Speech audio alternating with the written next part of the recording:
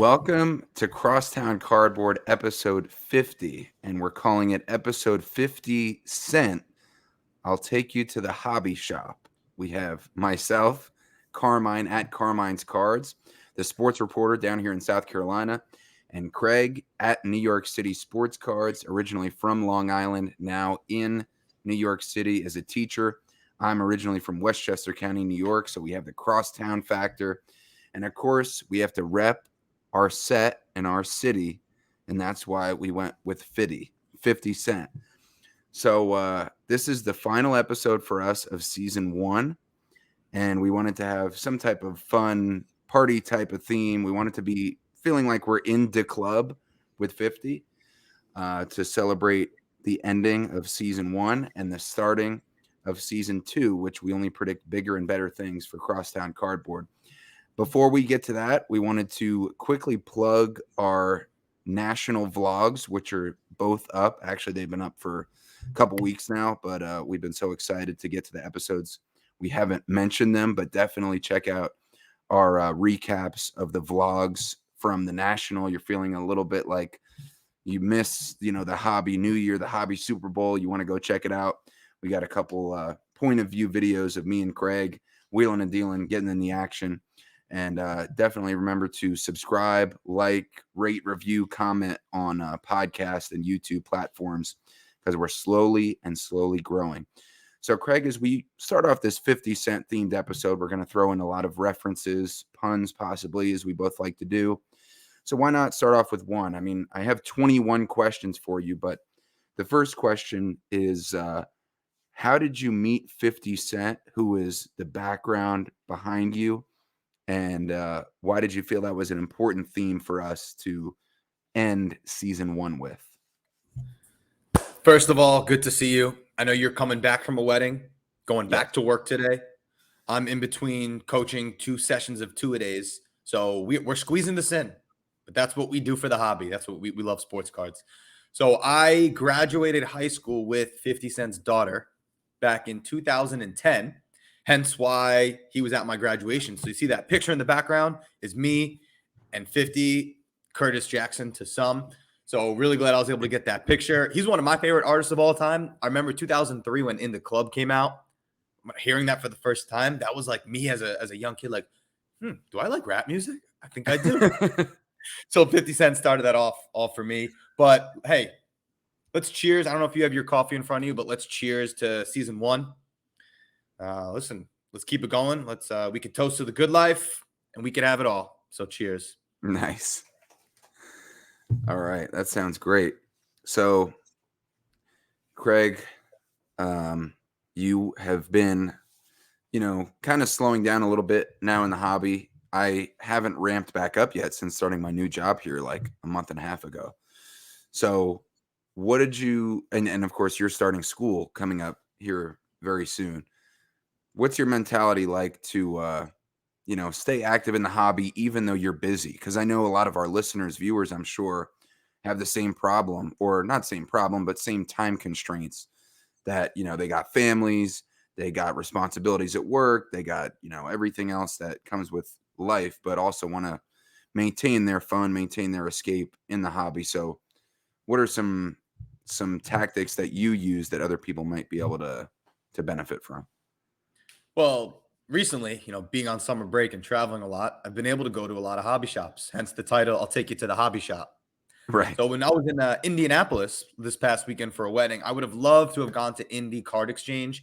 Unfortunately, it just wasn't in the cards.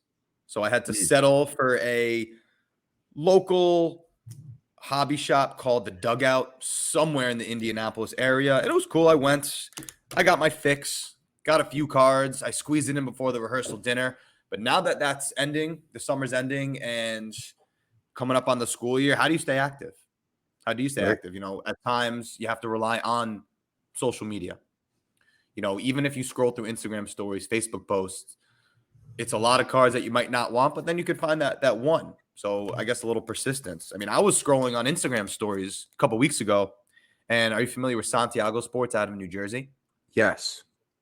So I saw he had a really nice story post, and there's a lot of cool things that I like in there. And the price was right on this one. So I picked up a Nick Van Exel, Nick the Quick, flawless 3-color game use patch out of 15. And let me tell you, there's not a whole lot of Nick Van Exels out there. Wow. Nick Van That's Exel. pretty cool. He actually made an appearance in Hard Knocks. Funny enough, he was talking to Sauce Gardner at the Cincinnati graduation that he went back to, and I Okay. only remember Nick Van Exel. I mean, he played like toward the latter part of his career was when we started watching basketball. But how he shot his free throw from like 17 feet, he was like a couple 3 feet behind the line. Yes. Yeah, that always got me. But he was a good player though. That's fun. Yeah. So, in this particular case, and what it look like for me going forward is relying on Instagram posts, Facebook posts, Twitter, aka X. I am not on, but I'm seeing people rely on that because Okay. I got my fix. I went to shows, I went to national, I went to shops this summer, and I know that's going to come to an end. But I love cards, so Right. no matter how hard you try, you can't stop this. I'm Yeah. gonna keep on buying cards one way or another. Yeah. There you How go. about you?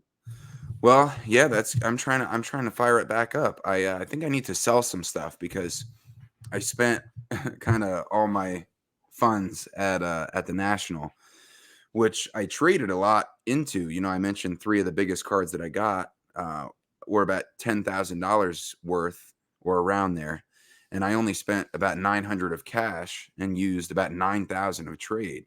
So I used my money smartly, but the cards I got still cost me. And I bought quite a few others with just cash. So now I think I'm down to about $1,000 in my card fund, and I need to sell some stuff and just carve out some time once I feel a little more comfortable settled in here. And but it's just that hobby life balance of I don't want to rush into it. Like I still got boxes to unpack, from moving from Medford, Oregon, literally across the country here to Greenville, South Carolina. So I want to have my priorities straight at the same time, but I do want to have some of that hobby in there because I don't want to be like, okay, I can't do anything with the hobby other than our podcast until I'm totally packed or totally unpacked. I don't want to do that either. So just finding that balance, and maybe running a story sale or Facebook post Mm. about some of the cards for sale. I think that's the next step because I can't, I got to have some money to make some moves. But I did on this trip down to the Jersey Shore for a couple really close friends of mine got married, and I was looking at some of the Instagrams and asking about values on stuff a few times, and it felt good to get back out there, and at least be more involved and have the potential for deals to happen. Yeah, I mean, friend to friend, you started a brand new job. You moved your life to South Carolina. I think it's okay that you take a little break for a second.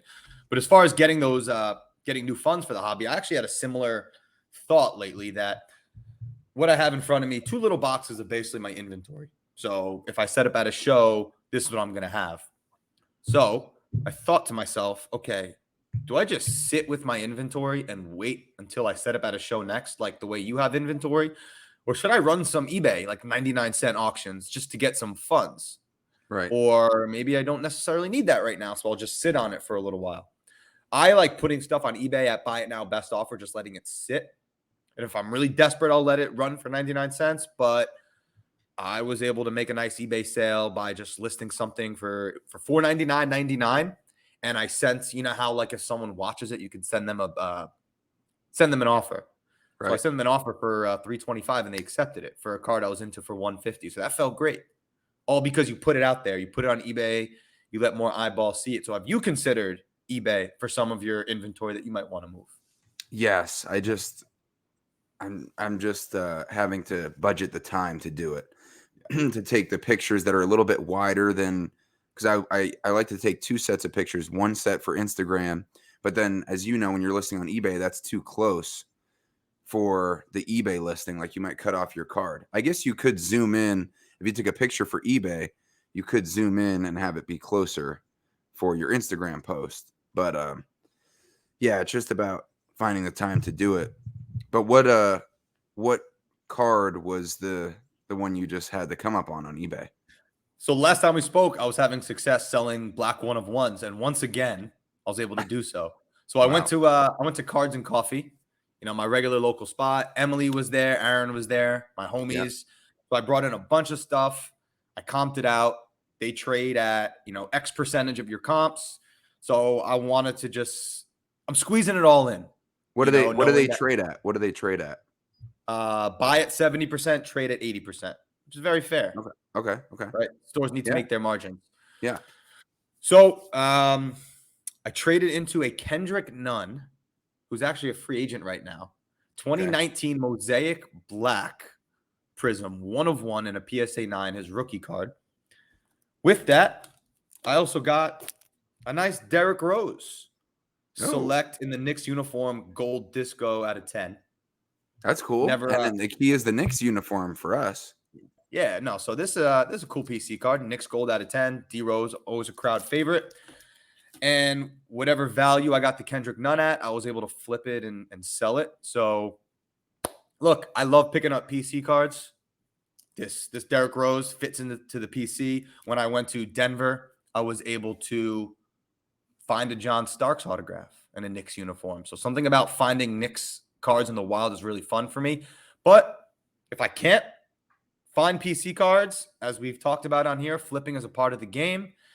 So I get dough to flip dough to get mo for show. Oh my gosh. Practice that one. So what you're saying is you either get rich or die trying. Precisely.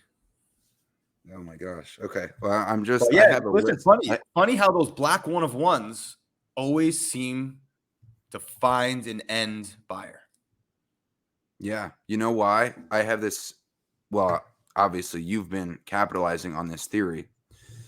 When you have the best card or a unique card like that one, no matter who the player is, you put it on eBay, there's going to be somebody, for the most part, as long as it's reasonably priced and it's a somewhat, well-known player, or at least they have some type of following, that will want it. I mean, so far you've sold the CJ Miles, the Paul Millsap, and the Kendrick Nunn one of ones. And you've made great percentages on every one, like 50%, doubled your money. And because you're getting premier cards of non-premier players. And so if you get the best card of a player, no matter who it is, of course, if you overpay or whatever the situation, it could flop. But, in the situation you're doing it, getting into it safely at a value that you deem to be smart and clearly has proven to be smart, somebody's out there on eBay who wants one of the best cards of a lesser known player. So it's kind of like, do you want to get a not great card of a great player in order to try to make a margin, or a great card of a not great player? It's kind of like a seesaw scale, it seems like. Yeah. To a different extent, like soccer, for example, I like collecting. You can get the best soccer player cards for really a fraction of the price relative to other sports. I think that's why I've really enjoyed collecting soccer, obviously also being a fan of the game. But similarly, you can get really, really nice cards of maybe lesser known players for a more affordable price. So I was happy to move that one. While I was at Cards and Coffee as well, Aaron, I was able to pick up from him. I think you're going to like this one. 2017-18 National Treasures, Carmelo Anthony.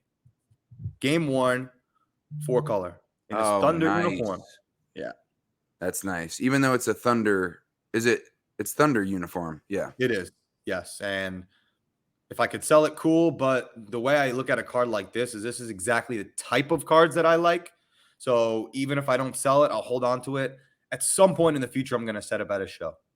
So we've talked about this where you set up at a show. How do you get people to bring cards to your table that you like? Is you put cards out on display showing the type of cards that you like.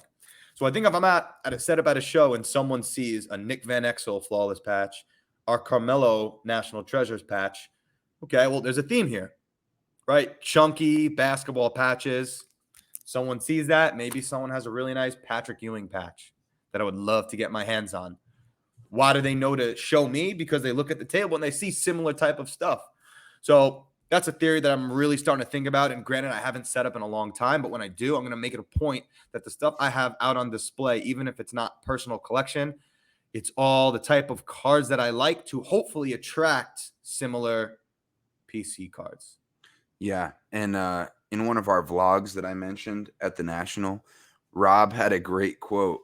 Rob, our Uncle Rob, I should give him the proper respect he deserves, the sports card therapist, of course, on Instagram. And he said, usually out there in the world, as far as physics, heat rises. But in the card world, heat attracts other heat. So he said, you put your heat in your showcase, just like what you said, it attracts other heat of those same type of cards, basically just illustrating what you just said. So you're a black one of one PIMP, to bring it back to fifth. I mean, because you're 3 for 3 right now. I know you like my style. What can I say? What did he say also? Like my style, I'll say anything to make you smile. You're 50, combining 50 songs. has 50 has a lot of great ones. Yeah. Yeah. So That let is me for get sure. into something that I wanted to point out. Okay. About something I found out about one of my cards. Talk to me.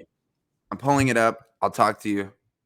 The 1980 Topps iconic rookie of Bird and Magic with Dr. J in the middle.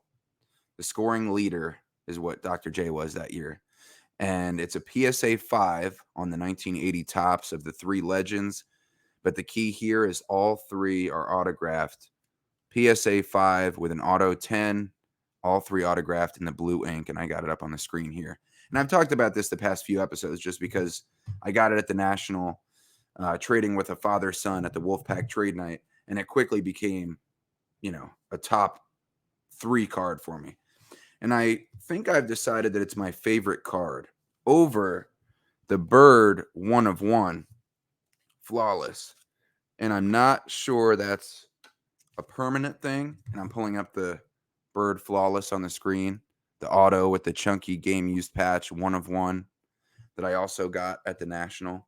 I'm not sure that's a forever thing, but the recent information I heard made me want to put this number 1. And I'll tell you what that is. I was listening to the Sports Card Nonsense podcast, and they had a young guy on. I think he's either going to college or he's in college. And what he does, he gets cards from people that they want autographed in person, travels to shows, gets them autographed in person, and then sends them back to the people. So he completely eliminates the headache for that person trying to track down the star who they want, get the in-person autograph, stand in the line, travel, all that. He does that for them. And he was talking about my exact card that I have and what it costs now for Bird, Dr. J, and Magic to autograph that card in person. So he was saying, and you could double check my facts because this was just off of somebody who I was listening to, but I trust that he knows what he's talking about. He said for Magic Johnson to sign a regular flat item, so anything that's flat, which would include a card, $99. For him to sign this card, the 1980 Topps that I have, $1,000. Just for his autograph. Just for his autograph. 10 Wow. times more to sign this iconic card, the 1980 Topps. 10 times more for Magic to sign that than a regular card. Okay, Bird, flat item, $149. For Bird to sign this card, $499. So 3 times more for him to sign that one. Dr. J, flat item, $179. So he's actually the most expensive for a flat item of the 3. But for this card, he doesn't mark it up very much compared to the other guys. It's $299 for Dr. J to sign the 1980 Topps. So about $100 more for him to sign that compared to a regular card. So I added it all up. If you want these 3 guys to sign this card in total, it's $1,800 to get all 3 autographs. Now that is a good fact. And not only that, Craig, that's just counting the price to get their autograph. That's not counting the time that it takes to research, where they're going to be at, plus the financial cost of traveling there, going to the hotel, eating food there, plane ticket, or whatever, transportation, gas. So that'll bump it up quite a bit more depending on how far you have to go. So 1,800 for all three of these guys' autographs. And I got this card in a PSA 5, right? So if you go out and buy a PSA 5 of this card, right now it's selling between 600 and 750. So you add that to the 1,800 that it costs for all three to autograph it. You're at 2,500 for this card if you bought a PSA 5. Now, of course, that's a risk if you're going to crack it out and have them sign it, resubmit, hope that you get another PSA 5. But just, to try to get a ballpark estimate, the PSA 5 card, all three autographs, you're at 2,500 already, not counting the travel costs or anything associated with that.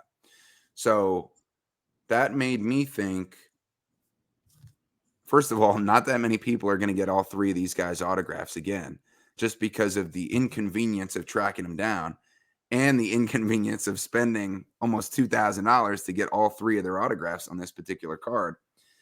So I'm like, this is a great investment. Also, not only is it an awesome card, to look at and feel the history of and wonder about the story of how whoever got these three autos did it, traveling around or whatever.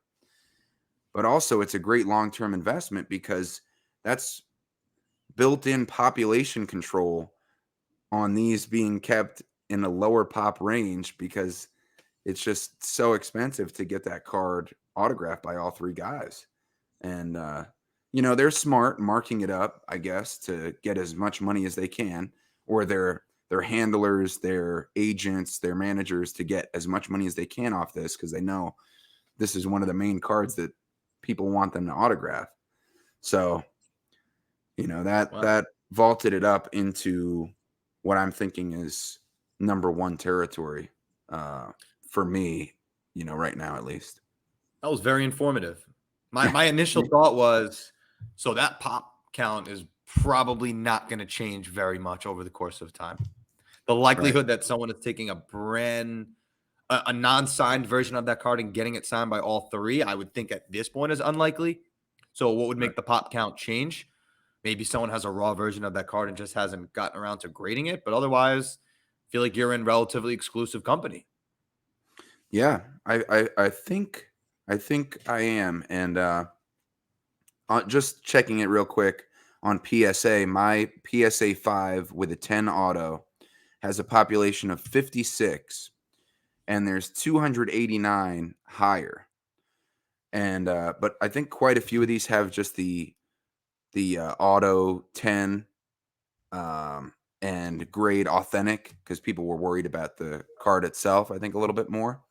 So I think there's around 500 or so in the pop report as far as at PSA, all three autographed on the 1980 tops with Bird Magic and Dr. J. I think that's around what it is. And so, like you said, yeah, I don't see that growing very much. Even if it wasn't that expensive to get all three autographs, it would still be difficult to do it, So, so I'm pretty comfortable and confident with that. And I think a lot of people are going to be window shoppers on this card to just bring it back to our theme. I don't want to stray too far from the theme of 50 Cent. Nice. That's a good one. A true collector's item. If you are a basketball historian or just a sports card collector, that triple autograph is a true collector's item. That's the kind of card if I had it, that's staying in my box and that's not even coming with me to shows. Yeah. So I'm glad to hear that you have that clarity. Speaking of some of our favorite cards whose pop counts aren't going to change. Oh, I got my Mbappe back. It is back in my hands. Yes. And I saw that. I was able to meet up with my buddy Al, who took care of all the grading for me. I met him in the city. He was here for an event. And I love that PSA includes the tag with it. It's basically a little receipt that says, "Thanks for your money." So it's the Right. PSA label that says "Do not holder min grade," which just means it didn't meet the minimum grade requirement. So Right. don't place it in a new holder. But you know what? I'm okay with it. I'm okay Right. with it. I love the card. The card's staying in my PC. It's my best Mbappe card. It's actually probably my only Mbappe card. But regardless, it's my kind of card, the blue collar match. And you know what? Paid money to grade. It didn't work out. But, we're only humans. We make mistakes. So to make it up, I'll do whatever it takes. Nice. Yeah. The good thing is, though, even though that didn't work out, you only got shot one time. You didn't get shot 9 times. So, True. just to make mention of Nice. that. But you learned a lot from that. We talked about, several episodes ago, the learning never stops. And even though you have, 25 years of card collecting experience from a kid, never leaving the hobby until now, you had never tried to do that with a BGS card, and you kept it in the holder and submitted it to PSA. And, we kind of talked about in our recent episodes, would you crack it out now and send it in instead of in the BGS holder where they see it got a BGS 9.5, crack it out and then let them grade it at PSA for themselves, and maybe they would be more convinced to give you a 10. But hey, you still got a great card. What can you do? Yeah, no, I love this card. Just so a collector's item. I think we talk about both in here very much so, right? Sometimes we're talking about flipping, where someone may, from our perspective, when we're talking about like making these flips, selling these black 101s, it's like, all right, I'm fully focused, man. I got money on my minds. But let's not forget we are collectors at heart. So it feels good. It really feels good to pick up a card like this Mbappe that I know is staying in my collection. And I'm proud of the way my soccer collection's grown over the last couple of years. So this is definitely a centerpiece of it. Yeah, and shout out to our G unit, the Wolf Pack, the cousins Oz and Tony, Rob, who we already mentioned, the sports card therapist, Dave, DJ Sports Cards 86, and Ken, Sports Card Lessons, because Tony was talking about some of the things that we've been talking about on our episode, and I love that we're able to make mention and build on the conversation started by some of our other Wolfpack podcasters. Iowa Dave, we mentioned, him talking about what you should do versus what feels right for you in your hobby. And so how do you feel like our Wolfpack, Craig? I know I'm putting you on the spot here. We didn't talk about that. But since I'm bringing up our G unit, how do you feel like our Wolfpack has grown closer now? Like, what is it? A month after the national. Do you feel like a little bit of a change? I do, especially having hosted that trade night. The fact that we had a legitimate event that people showed up to, and we're just a group of, 6, 7 guys who collect sports cards. So I definitely feel that. I like that we can crack jokes and stuff, talk about each other's pickups. Yeah, for sure. And I think next year in Cleveland, there's going to be an even better event, bigger and better event. And it's funny that we all collect so differently. We really do. Not one of us really collects the same stuff. And I think being together at National definitely helped grow that bond. I mean, I saw Ken a couple weeks ago at the East Coast National. So just running into him, watching him in the middle of almost a $7,000 deal, was fun. It was fun watching him in action. So yeah, love my guys. Find your wolf pack. Oh yeah, definitely. Unrelated, but I want to geek out about a card set real quick. Oh yeah. 2000 Topps made a set in baseball, football, basketball called Topps Cosigners. Yes. Familiar with Oh, I that set? love that set. I love that set. I used to have the Andre Iguodala and Gerald Wallace co-signers. Awesome. Yeah, it was a cool A card. set that I think was ahead of its time when you consider the year 2000. I know the first, this is based off no research. So if I'm wrong, someone can call me out here. I think the first pack pulled autographs were 1992, but it really didn't become more common until the late 90s, like 98, 99. So the Right. fact that in the year 2000, we had dual autograph on cards was, I think, ahead of its time. Yeah, yeah, because So you when I because was, you had the Epic Signatures in the late '90s. That was a big set, and then you had the Ink Readable. That was another awesome set in the late '90s. Those Wilt ones were, you yeah, look at the Wilt Chamberlains, those are like Calvin. 15, 20 grand in a great grade because that was like the one of the few pack pulled autos that he was ever in before he passed away. And then they came out with these in 2000. You're saying? 2000. So this was a Wow. pickup when I was in Indianapolis. This was like Okay. a $5 card, but sometimes the $5 card just hit different. I don't even know one of the guys on this card, but this is a baseball card. 2000 Top Stadium Club co-signers. Chad Hermanson, who I don't know who that is, with Pat Burrell. Pat the Bat. That's cool. It is cool. So Pat Burrell, if you don't know like the stories and the legend of Pat Burrell, Pat the Bat, I'll just say do your own research. But yeah, I was so hyped to find this one just because it's one of my favorite sets. A set I think was very ahead of its time. I think nowadays we take for granted dual on-card autographs, but if you've listened to this, I love the mid 2000s dual patch autographs. So I was pretty hyped to find this. At some point, I'll get this into the hands of a Philly collector. Not really to make money on it, just to tell a good story about it. Yeah, and that's cool too because I know the co-signers, at least in basketball, were the years following were stickers, a lot of them. So to have an on-card version of that co-signer set is really cool too. And even though it was only $5, you don't even know one of the guys on the card.